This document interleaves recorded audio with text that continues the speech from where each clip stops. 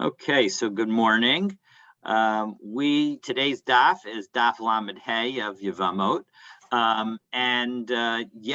actually on Shabbos we learned this interesting Mishnah about these two gentlemen who are about to marry two women, and unfortunately the women go home with the wrong husbands. Oh no! And the question is, how many sins can they end up doing at the same time? So they come up with the four different sins. But one of the things that was mentioned was a requirement for the women to separate for 3 months before they could return to their intended husbands.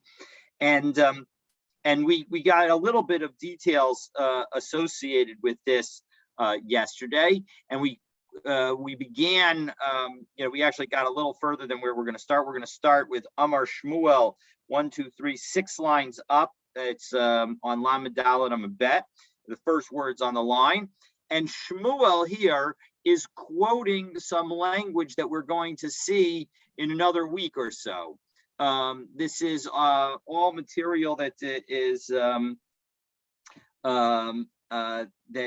deals with this waiting requirement that exists between when a woman is married or has relations with one man, and then she's going to now marry or have relations with another man. And what does Shmuel say? He says, Amar Shmuel, v'kulan srichos lahamtin shlosha chadashim. In each case, the women need to wait 3 months before they get married.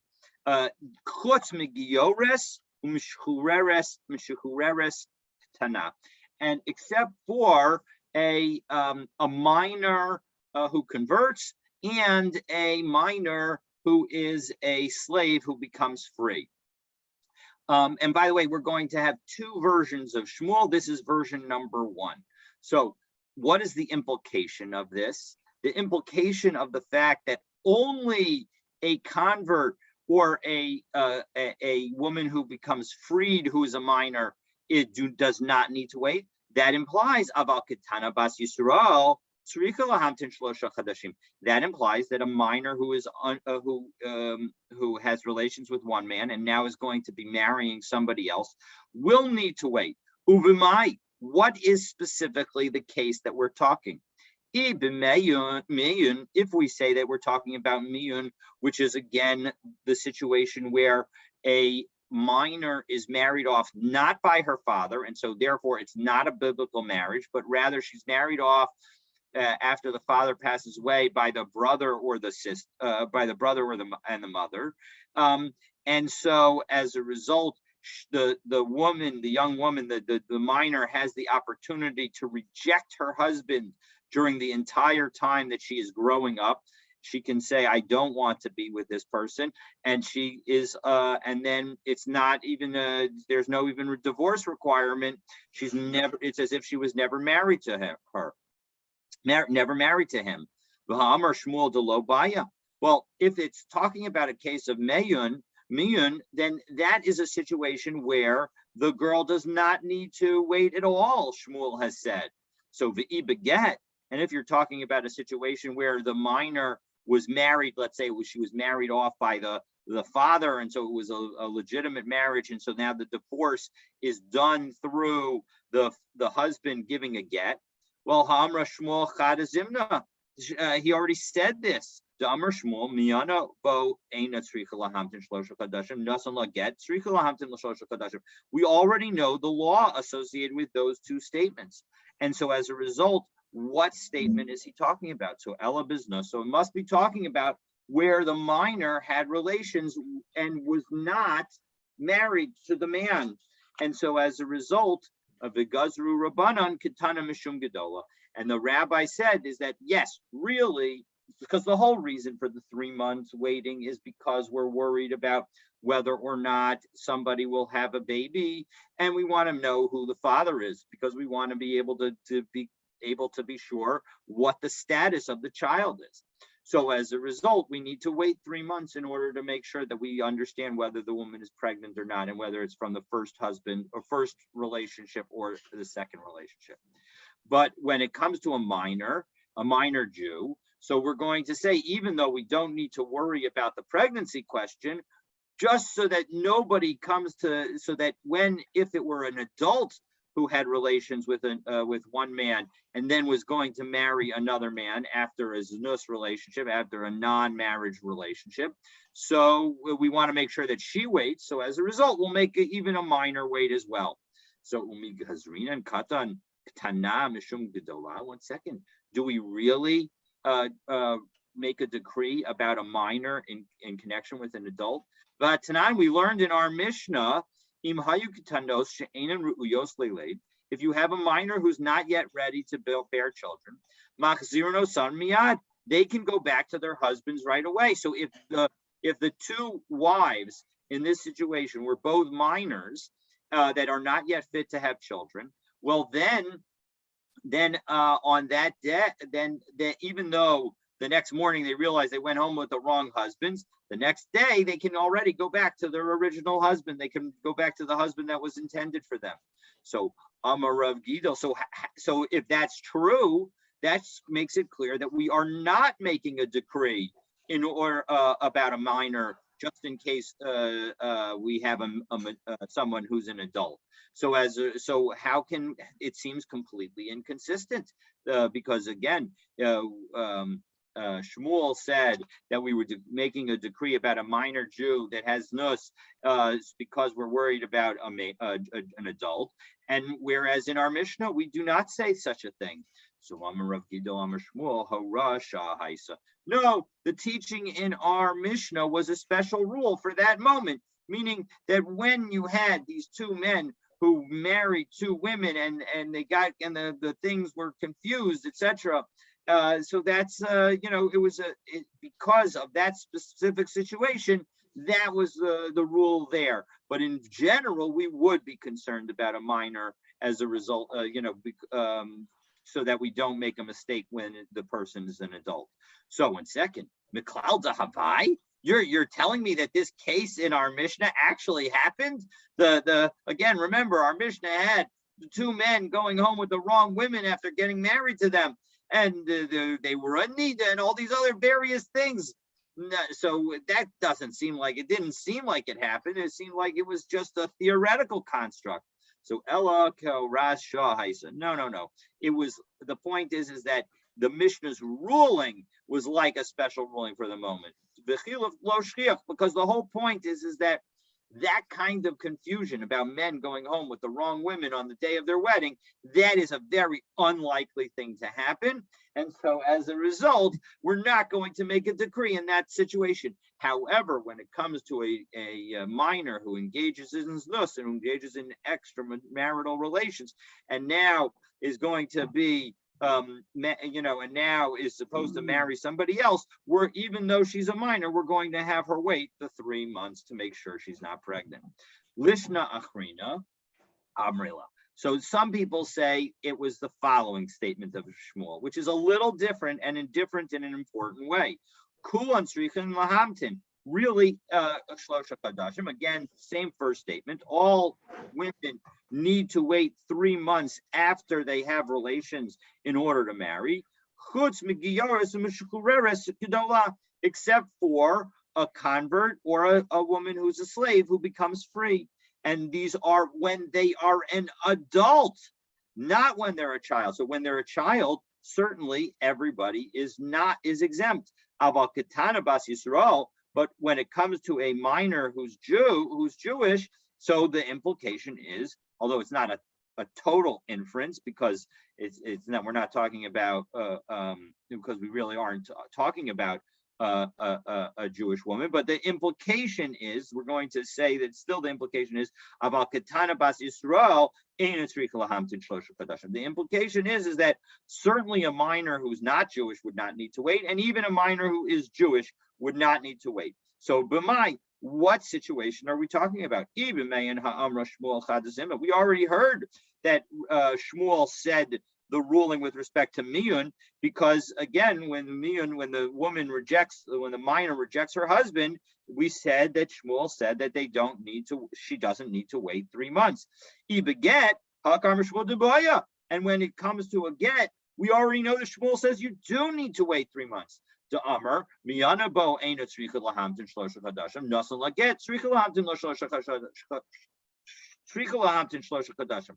So again, we see that we have these two situations already covered. So what situation are we learning about now through this statement of Shmuel? So as we said before, Ela biznus, uznus b'katana lo shchiach. And again, znus of a katana is not a common thing, and so as a result, there's no need to make a gzeira about maybe an adult, and so therefore, in this reading of Shmuel, we're going to say that a minor who engages in znus does not need to wait 3 months. Okay, so now the Gemara goes back and asks the logical question: why, why not make a gzeira about an adult? Or I'm sorry, why not make a gzeira about a freed, about a convert or a freed woman? So Gioris and Mishuchures the Shchiach Behoznus Ligzor. When it comes to a slave or a convert, before they become Jewish, they are more likely to have a non-marital relationship, and so shouldn't the rabbis require that they wait? So Huda Amar Rabbi Yossi, the Tanya Hagioris v'Hashvuya v'Hashivcha sheniftu v'shenisgairu v'nishtachru. That we're going to say that Shmuel must hold like Rabbi Yossi, because we have a brisa where it was taught that if you have a convert or a captive or a maidservant who is ransomed, converted, or freed. Now, I will note that the order is a little funny, because it should be Shvuya is the one shenifdu, and Gioris is the one shenisgairu. So there seems to be a disorder, but that's beyond the scope of what we're going to cover. But we'll just assume that we'll pretend that they got the order correct here, and we'll say that the Gioris is the one that's nisgairu, the Shvuya is the one shenifdu, and the Shivcha is the one shenishtacharu. That again, the convert converted, the captive became freed, and the one who was a slave woman became also became free. Okay, so now in all three cases, the Tanakama says, or the Rabbi Yehuda is going to say, Trichos lahamtin shlosha kadashim. You need to wait 3 months. Divrei Rabbi Yehuda. That's what Rabbi Yehuda says. Rabbi Yossi mater liyaris v'linase miyad. Rabbi Yossi, however, says that they can marry immediately. Well, 1 second. Why is that true? So Amarabba, my time of the Rabbi Yossi, what's the reasoning of Rabbi Yossi? So Kasavar Isha Mizana Mishameshes B'moch, that if a woman is going to engage in some kind of improper relationship, she doesn't want to have children as a result of that relationship, so she'll insert some kind of cloth or in order to capture the semen, and so as a result, that way she won't become pregnant. She doesn't want to conceive.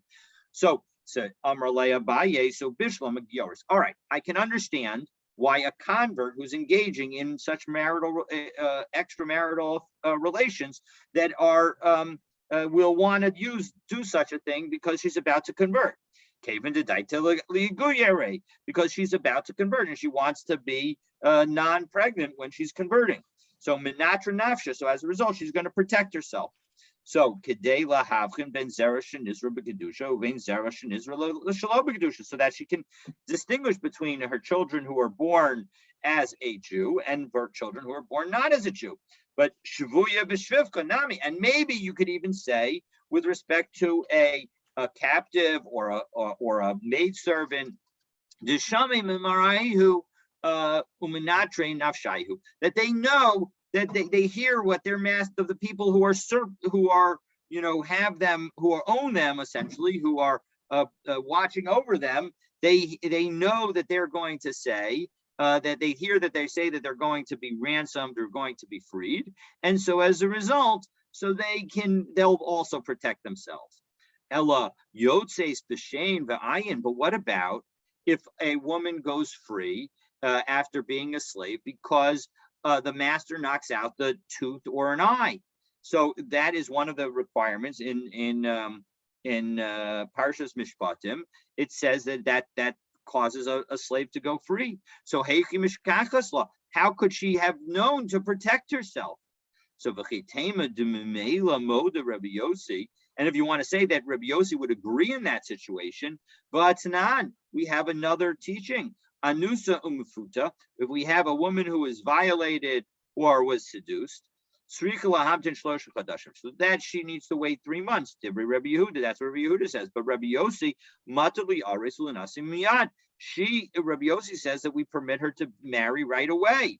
So these people, clearly did not plan for their relationships. They were either violated, they were raped, or they were seduced. They didn't know that they were going to have a time to be able to prepare a moch in order to absorb, to put something in to absorb the semen. So therefore, and yet Rabbi Yossi doesn't require them to wait. So must be that even a freed slave who lost her eye or tooth would also not have to wait. So Ela Amar Abaye, Isha Mizena Misapechas Shelo Tisaver. That Abaye says that basically a woman who engages in illicit relations is going to do whatever she can to avoid becoming pregnant. So she's going to, clean herself out, so to speak, in order to make sure that she does not become pregnant. She's going to, reverse herself in order to become not pregnant. So v'idach, well, 1 second. Why, if that's true, why does Rabbi Yehuda require such people to wait 3 months? So maybe she won't have done such a great job, and so she'll have become pregnant. So this is a very interesting and important Gemara for the concept of whether or not one is permitted to use birth control. This is one of the major Gemaras that relate to it, because we see that without comment, the Gemara says that a woman is allowed to use this moch, or at least in connection with that seems to be a common situation. So in any event, interesting to all think about from that perspective.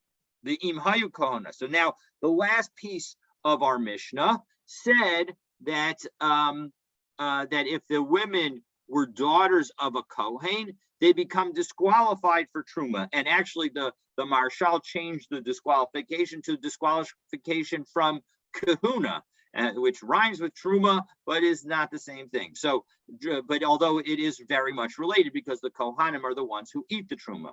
So the Gemara understood that this was talking about that the women cannot go back to their Kohen husbands. So the Gemara is going to ask about that. Kohanos ein Yisraelis lo. 1 second. If they were daughters of Kohanim, then yes, they would be in fact disqualified to go back to their husbands. But if they were daughters of Yisraelim, they would not be disqualified. Well, if they were married to Kohanim, they're going to be disqualified in either case. So what are we talking about? So Ema imhayu nishei Kohanim. So no, say if they were wives of Kohanim. So if they were the daughters of Kohanim and wives of Kohanim. Well, would say it can nishei Kohanim in nishei. I'm sorry, they don't have to be the daughters of Kohanim. They're just the wives of Kohanim. So as a result, if they were the wives of Kohanim, so they would not be able to marry a Kohen. Well, but 1 second, nishei Kohanim in nishei Yisraelim lo. 1 second, just because their current spouse is a Kohen is not the reason that they're prohibited to marry a Kohen. They would be prohibited to marry a Kohen even if their future spouse was going to be a Kohen. Meaning, if we have Rachel and Leah, get confused and have relations with the wrong of Reuven and Levi. And now Rachel ends up married to Reuven or Yisrael, and Leah ends up married to Levi. Well, if in fact Reuven or Levi were to die, and now Rachel or Levi or Leah want to marry a Kohen, because of that initial mix-up at the altar, and where they went home with the wrong husbands, they are no longer able to marry a Kohen, because what do we say? V'ha'amar Rav Amram, ha'milsa amarlan Rav Sheshes. The following was told to us by Rav Sheshes. V'anhirnu l'ayinin b'masnisnin, and it enlightened our eyes by bringing proof from our Mishnah. What is the rule? Eshes Yisrael shenesra. If a wife of a Yisrael is raped, so even though she's allowed to return to her husband, who is the Yisrael, she is no longer permitted to marry a Kohen if, for example, her husband were to die. Now, of course, if her husband divorces her, she can't marry a Kohen because then she's a divorcee. But even if her husband were to die, she's not allowed to marry a Kohen. So as a result, it doesn't make a difference whether or not their current husbands are Kohanim or Yisraelim. All that matters is that they got mixed up. So Amarava Hachikamer. No, really what our Mishnah is saying is the following. Im hayu Kohanos nesuos liYisrael. If in fact these daughters of Kohanim were married to Yisraelim, nifsalu min hatruma debein nashayu. So as a result of their mix-up on day one, they will no longer be able to go back home if, in fact, they die without children. Because one of the rules associated with being the daughter of a Kohen is that when you marry a non-Kohen, that daughter is no longer allowed to eat truma. But if, in fact, that woman either becomes, I believe, becomes divorced or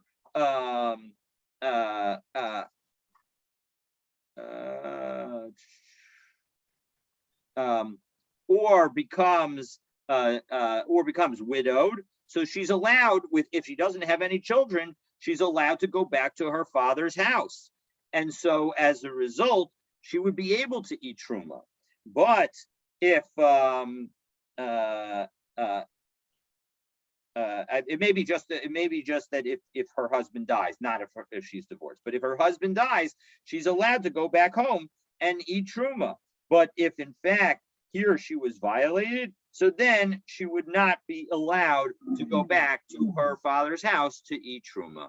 So hadron alach arba achin, hadron alach arba achin, hadron alach arba achin. So now we turn to the fourth parak of Yevamos, and we deal with a situation where we learn some of the laws associated with chalitza. We've dealt with some of the laws because often the Gemara assumes knowledge of later things, even though it's taught earlier. But we are now going to deal with the specific details. And since we happen to be talking about women who were or were not pregnant at the end of the last chapter, we're going to deal with that situation. So some interesting surprises are ahead. So let's take a look and see what the surprises are. We're going to deal with 5 situations. We're going to have Chaim and is the surviving brother, and Reuven was married to Rachel. Reuven dies, and now we're going to have what's going to happen. So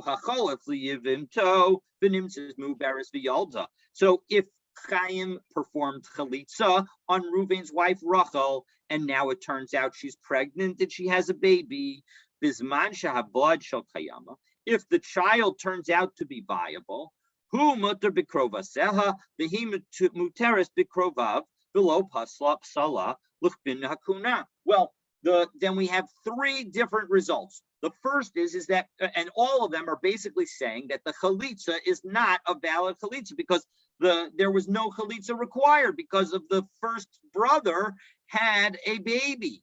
And so as a result, there is a child there. And so as a result, Unlike if you divorce a woman, or if you do chalitza with a woman, you're not allowed to marry her sisters.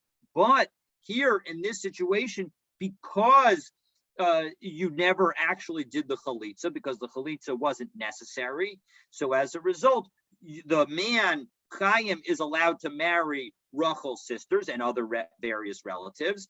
Vihi mutaris bikrovav, and similarly, she's allowed to marry his other relatives that she would have been unable to marry had the chalitza gone through. And below psalam in a ksuba min a kohuna, and she is able to marry a Kohen, because she is no longer a chalutza, but rather she is just a widow, an almanah, and an almanah is allowed to marry a regular Kohen. She can't marry a Kohen Gadol, but she can marry a regular Kohen. So next case, so that's case number one. Case number two is Eid Havlad Shel Kayama. If, on the other hand, the child is not viable, and so the child dies very relatively quickly. Generally, viability is understood to be like within 30 days. So who asur b'krovaseha? So then, in fact, if the chalitza is a good chalitza, and she, or at least it seems to be a good chalitza, we'll be discussing that in the Gemara. He is not allowed to marry her relatives. V'hi asura b'krovav. She's not allowed to marry his relatives. Usala minakuna, and she's not allowed to marry a Kohen. All right, so that's case number two. Now, case number three involves the same kinds of situations, but now there is yibum. Oh my gosh, this is terrible. Now the Chaim married Rachel, and he realizes, obviously he married, according to Tosfos, you could say,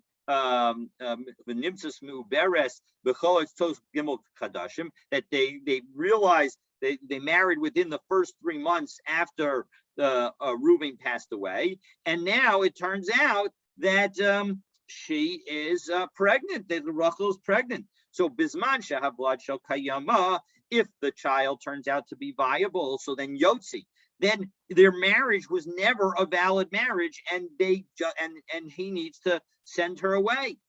And actually there would be no get, because the yibum isn't a real yibum, because there was no applicability of yibum at all. It was a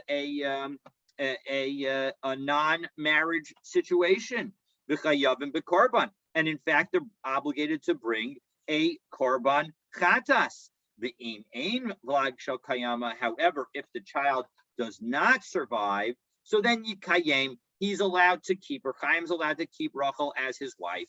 All right, that's case number 4. Case number 5 in our Mishnah. What if we're not sure whose baby it is? Savak ben Tisha l'rishon, Savak ben Shiva la'achron. We're worried that maybe it's a 9-month baby from the first husband, or the first brother, the Reuven, or maybe it's a 7-month baby from the second brother, from Chaim. So Yotzi, he needs to divorce her, because, and here he needs to give her an actual get, because maybe there's 2 possibilities. Maybe it's his son, it's his child, and as a result, the yibum was a good yibum. But maybe it's his brother Reuven's child, in which case, not only was he not allowed to perform yibum, but he needed to. It's a prohibition. He's not allowed to have relations with her. So as a result, because of that, now of course, if the former were true, he wouldn't actually need to give a get, as we saw earlier. But here, because maybe it's actually his child, he needs to give a get in order to let her go. Vlad kasher. However, either way, the child is kosher, because either Reuven never had children, in which case the child is Chaim's, and it was a valid yibum, or the Reuven had a child, and the child is Reuven's and not Chaim's, so there was no illegal relationship that produced the child. So the child is certainly going to be kosher. The chayavim ba'ashim talui, and they are obligated in an asham talui, because we don't know whose child it is. So just in case it turns out that it's Reuven's child, and so as a result, the relationship that they had was a prohibited relationship. So they have to bring a special korban called an asham taloi. An asham taloi is the korban that you bring when you are unsure whether or not you actually are obligated to bring a chatas, a sin offering.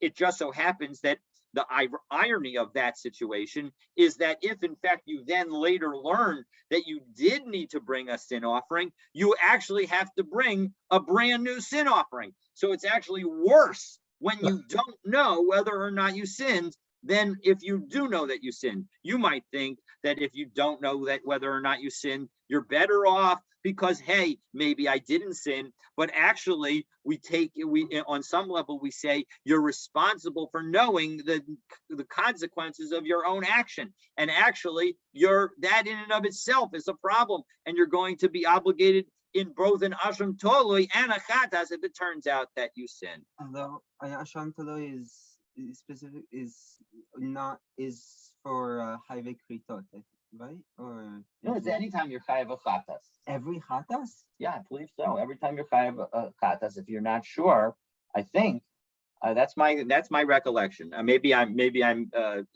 too limited. Oh, you're right. No, you're absolutely right. It's only kares. But in this case, this is a kares sin. So you're absolutely right. So thank you for catching that. So an asham taloi is I guess so. In serious situations, we say you really need to know what you're doing. Okay. So Yishkach, thank you for pointing that out. Okay. So now again, so as a result, they have to bring an asham taloi. And if in fact they determined, that whose child it is using some other mechanism, so then they'll be able to determine whether or not they are chayav an actual chatas as well. All right. So now we talk. Now the question is, we're going to have a debate between Rabbi Yochanan and Reish Lakish. And this debate is going to continue through the rest of today's daf and into tomorrow's daf. So, and they're going to talk about, so in our Mishnah, we were talking about a situation where chalitza was done, where it was not known that the woman was pregnant, but itmar. So now we're going to say, hacholitz lemuberes v'hipila. What happens if a person performs chalitza with a pregnant woman, and now she miscarries? So Rabbi Yochanan Omar, ein tzricha chalitza mina achen. There is no further chalitza that's required. The Reish Lakish Omar, tzricha chalitza mina achen. No, she does need chalitza from one of the brothers because the first chalitza wasn't valid. So let's explain. So Rabbi Yochanan Amar ein tzricha chalitza mina achen chalitzas meuberes shma chalitza. So Rabbi Yochanan says that a chalitza of a pregnant woman is considered a real chalitza. Uvias meuberes yishma bia. And when you have relations with a pregnant woman, it's considered a relations, and so as a result, yibum would be considered a valid action, even if it turns out that the woman is pregnant. As long as, of course, it turns out that she subsequently miscarries, because of course, if she has the child and the child is a viable child, well then no yibum is applicable at all. So but again, either if chalitza or yibum is now done with a pregnant woman, as long as she doesn't have any children, it's considered a valid chalitza and a valid yibum.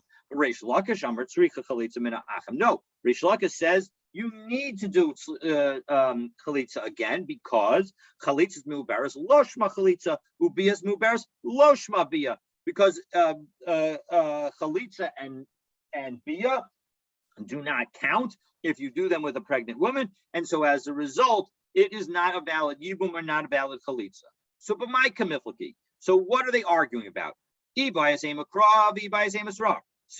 You can say that they're actually arguing about a pasuk and about how to understand a verse of the Torah, and you can understand them as talking about a logical reasoning. So, if you want to say that it's reasoning driving their respective positions.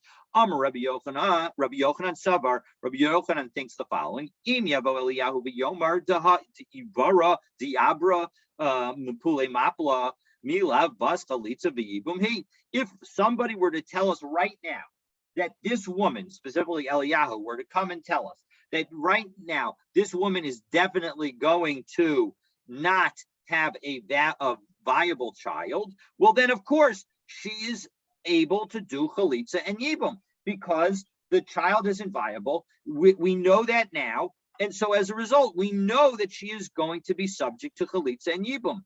So hashanami to gali milsa mafreya here as well. We learned what happened retroactively. We know what's going to happen. The Reish Lakish Amar no. We don't say that the things are revealed in retrospect. We don't say that we know what's going to happen. So the Ritva explains this, that, and also answers the obvious question of, well, 1 second, there are plenty of times in the Gemara where it seems like we say that we look at things retroactively. And so the Ritva explains that no, yes, other places we might look at things retroactively, but here the problem with the pregnancy may have happened only later. And so as a result, we cannot say for certain that what ended up happening later ended up telling us about what is the case now. And so as a result, Reish Lakish says is that your logic, Rabbi Yochanan, doesn't work. And indeed, we don't say that, and we don't know what's going to happen. And so as a result, we cannot allow the chalitza or the yibum to take place. So that's the logic approach. The ibai is a makra, or we can say that the two of them are debating on how to understand a verse. Rabbi Yochanan savar uva vein ein lo amrachman avaha leisle. That what did the Torah say when it says in Dvarim Perakav Hey Pasuk Hey? It said that he didn't have a son, right? Ki yeshvu achim yachdav. When the brothers live together and one of them dies, uvein ein lo, and he has no sons, lo yet eshes hameis hachutza, his wife should not go out to the public, leish zar, to a stranger, Yevamot yavo aleha, right? Her brother-in-law should come to do yibum with her. Should take her as a levirate marriage. So as a result, we see that what does it say in the pasuk? Ben ein lo. He has no child. Well, at the moment, does he have a child? No. She might be pregnant, but there's no child there, because just because a person is pregnant doesn't mean that they have a child. So as a result, Rabbi Yochanan says there's no child. So as a result, she should be able to engage in chalitza or yibum. Reish Lakish savar no. Uvein ein lo ayin alav. We're going to do a play on the word ein lo and say that although it says that he doesn't have a child, that will change the aleph to an ayin and say, look into it, examine the situation. And what's the situation here? She's pregnant. So wait to see whether or not the child is viable. So Rabbi Yochanan. So now we're going to have. Did you have a question? No. Okay. No. Okay. So now we're going to have Rabbi Yochanan and Reish Lakish challenging each other from our Mishnah. So Rabbi Yochanan Reish Lakish. So Rabbi Yochanan challenges Reish Lakish. 1 second, in our Mishnah, it says Ein avlad shel kayam. If the child's not viable in the case of chalitza, hu asur b'krovaseha, v'hi asura b'krovav, u'salam min hakuna. We see that it's a valid chalitza. So bishlam amina chalitza mu bereshma chalitza mishum hachi psala. This is why all these things are true, right? You don't need a new chalitza. You don't need, and you're not. You're forbidden to marry these various relatives, and you're disqualified from a kohen. But to you, the amr chalitzas meuberes lo shma chalitza amay psala min hakuna. According to you, why should she be if she's not actually chalutza? Then why should she be prohibited to a kohen? So Reish Lakish explains. So Amar Lei midrabanan l'chumra ba'alma. Really, it's only rabbinic, and it's just a stringency. We don't want a woman who looks like she had chalitza done to her to go and marry a kohen, even if it turns out that the chalitza wasn't actually a chalitza. So Ika de Amri Esvei Rav Shlakish Rabbi Yochanan. So Rav Shlakish actually asks back to Rabbi Yochanan, Eina Vlad Shel Kayama. 1 second. If the child's not viable, who asur bikrovaseha, right? So he's forbidden to her relatives. V'hi asura bikrovam, and she's forbidden to his relatives. Usalam in a kuna, and he is disqualified from the kuna. So bishlam aladidi da amina chalitzas meuberes lo shema chalitza. Now, according to me, it makes sense because I say that chalitza, it isn't a good chalitza. Hainu de katani psalam in a kuna lechumra. That's why we give all of these rules, because it's all lechumra. It doesn't say in our Mishnah that she does not need a new chalitza. Shouldn't the Mishnah tell us that she does not require chalitza from the brothers? So Amar Lei, Rabbi Yochanan would say back, Ein hachanami. Yes, in fact, you are right. She does not require chalitza from her brothers. But why do I teach it this way? But I did it Tanaresha lo psala, because in the first situation where we talk about where the Vlad does survive, so and therefore she's not disqualified from kahuna, Tana Seifa psala. So too in the Seifa we also say that she is puzzle from kahuna. We use the same kind of language, and so that is why we're going to teach it this way. So, Esvei Rabbi Yochanan. 1 second, hold on, let's just say. It's a bit strange, I think, that the Rabbi Yochanan didn't immediately respond to the Reish Lakish's first answer with the Reisha of the Mishnah, because the ratio of the Mishnah suggests that it's that they exactly against Reish Lakish's answer, that Reish Lakish said we have a chalitza that's not a chalitza. Excellent question. And there is a gzera, but in the Reisha there's a chalitza that's not a chalitza, and there's no gzera. So I think that the answer that I would give if I were Reish Lakish is that the Vlad Yochiach, that the child itself can show the lack of the need for the chumrah, because there is an actual child. So as a result, we don't need to actually have the chumrah, and so that would be the reason why. So that would be my suggestion as to that.